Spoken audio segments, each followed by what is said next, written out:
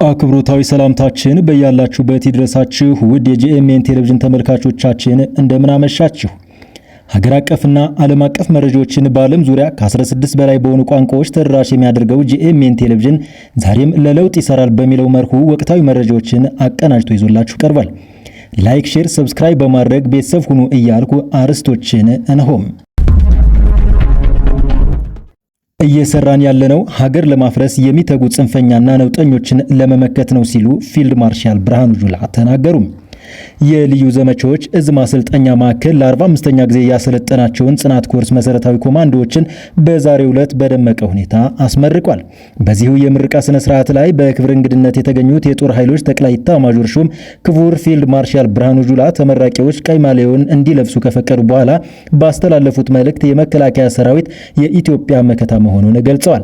የባዕዳን ተላላኪዎች ጠመንጃ ሀገር ያፈርሳል ያሉት ፊልድ ማርሻል ብርሃኑ ጁላ እኛ ደግሞ እየሰራን ያለነው ሀገር ለማፍረስ የሚተጉ ጽንፈኛና ነውጠኞችን መመከት ነው ብለዋል።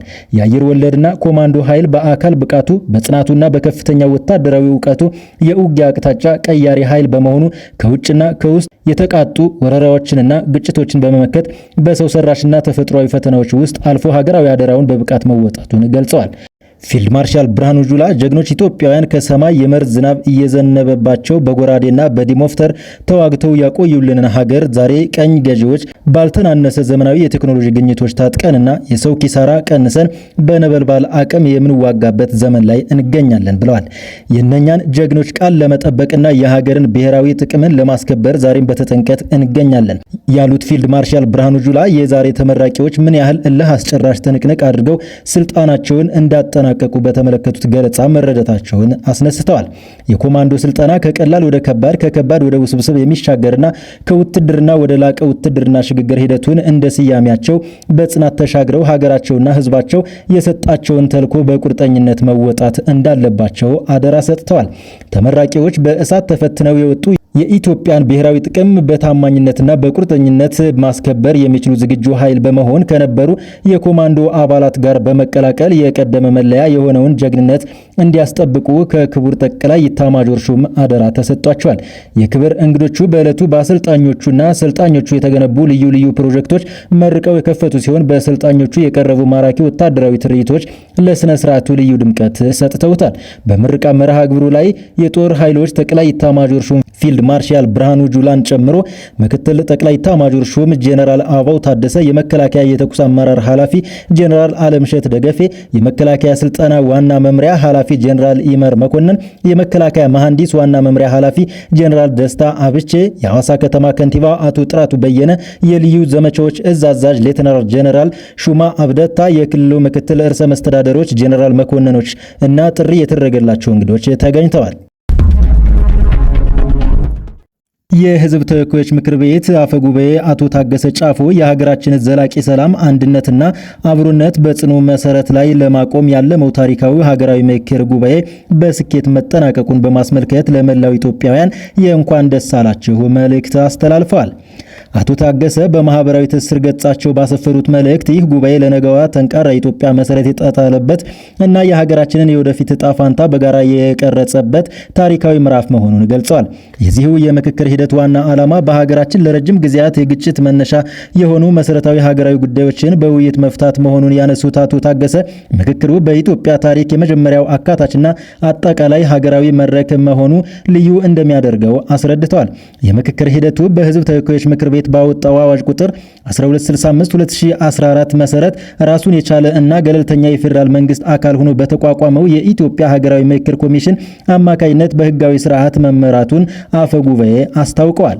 ኮሚሽኑ ስራ ከጀመረበት ጊዜ አንስቶ እስከ ወረዳና ቀበሌ ድረስ በመውረድ አርብቶ አደሮችን፣ አርሶ አደሮችን፣ ሴቶችን፣ ወጣቶችን፣ አካል ጉዳተኞችን፣ የሃይማኖት ተቋማትን፣ የፖለቲካ ፓርቲዎችን፣ የሲቪክ ማህበራትና ዲያስፖራውን ያካተተ ሰፊ ስራ ማከናወኑ የምክክሩን ተአማኒነትና ህዝባዊ ቅቡልነት ማረጋገጡን አብራርተዋል።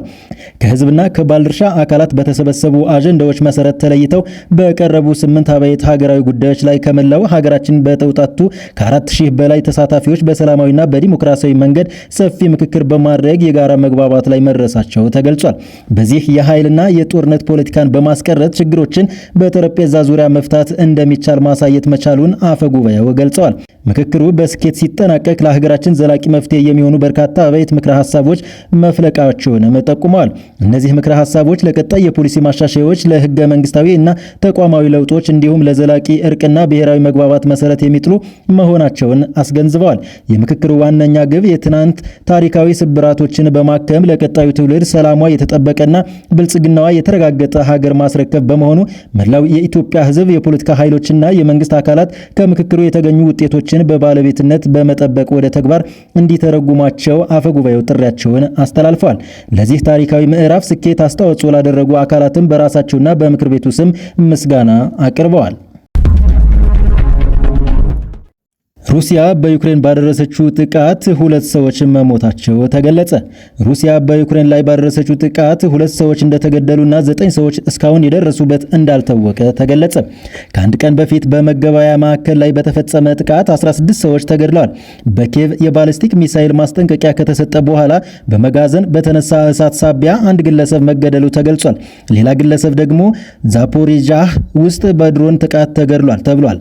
የሩሲያ የመከላከያ ሚኒስቴር እንዳለ የመጓጓዣ መሰረተ ልማትና መጋዘኖች ላይ ያነጣጠረ መጠነ ሰፊ ጥቃት ተፈጽሟል። ከአንድ ቀን በፊት በክሬቬ የሚገኝና በርካታ ሰዎች የሚንቀሳቀሱበት መገበያያ ማዕከል ላይ ተከታታይ የድሮን ድብደባ ተደርሷል። ፕሬዝዳንት ቮሎዲሚር ዜሌንስኪ እጅግ የጨለመና አሳፋሪ ሲሉ ጥቃቱን አውግዘዋል። በትውልድ ከተማቸው የተፈጸመው ጥቃት በሁለት ዙር እንደደረሰና ሁለተኛ ጥቃት የድንገተኛ ጊዜ ሰራተኞችን ኢላማ እንዳደረገ ተናግረዋል። ቢቢሲ ያረጋገጣቸው ተንቀሳቃሽ ምስሎች እንደሚያሳዩት እየነደደ ያለ መገባበያ ማዕከል ላይ ሌላ ድሮን ተተኩሷል። በዲንፕሮ ፔትሮቪክስ ከተማ በሚገኝ ግዙፍ መገባበያ ማዕከል በደረሰ ጥቃት 23 ህጻናትን ጨምሮ 130 ሰዎች መገደላቸው ተዘግቧል። በሆርሙዝ ወሽመጥ በነጻነት መንቀሳቀስ የሚቻልበትን መንገድ ለማሳለጥ ያለመ እና በሰሜን አትላንቲክ ጦር ቃል ኪዳን ኔቶ ከፍተኛ ኮማንደር የተመራ ውይይት መደረጉን ሮይተርስ በዘገባው አመላከተም። ሮይተርስ የዜና ወኪል የከፍተኛ ኮማንደሩን ቃል አቀባይ ጠቅሶ እንደዘገበው ያለፈው ረቡዕ በአውሮፓ ሀገራት ዋና መስሪያ ቤት በከፍተኛ የመከላከያ አመራሮች ደረጃ ውይይት ተደርጓል። አገራቱ በሆርሙዝ ወሽመጥ በነጻነት ለመጓጓዝ እንዲቻል ምን አስተዋጽኦ ማድረግ እንደሚችሉ በውይይቱ መነሳቱ ተገልጿል። የአጋር አካላቱ ከፍተኛ ኮማንደር ቃል አቀባይ የሆኑት የአሜሪካ አየር ኃይል መሪ አሌክሱስ ግራንኩዊች ትናንት አርብ ይሄ የኔቶ ተልእኮ እንዳልሆነ ግልጽ መሆን አለበት ብለዋል። ኔቶ አገሮቿን አንድ ላይ የመምታትና አቅማቸውን የመረዳት ልዩ ብቃቱን ተጠቅሞ ያመቻቸው ነው ሲሉም አክለዋል። የኔቶ አገራት በኢራን ጦርነት በቀጥታ ላለመሳተፍ እየሞከሩ ሲሆን የሆርሙዝ ወሽመጥ የሚከፈትበትን አማራጭ መንገድ መፈለግን ቀጥለዋል። ግጭቱ ከረገበ በኋላ በሆርሙዝ ወሽመጥ በኩል ደህንነቱ የተጠበቀ ጉዞን ለማረጋገጥ የሀገራት ትብብር እንዲኖር ለማስቻል ፈረንሳይና ዩናይትድ ኪንግደም ጥረት አድርገዋል። ዘላቂ ስምምነት ላይ ለመድረስ ግን የግድ የኢራን ፈቃደኝነት ያስፈልጋል ተብሏል።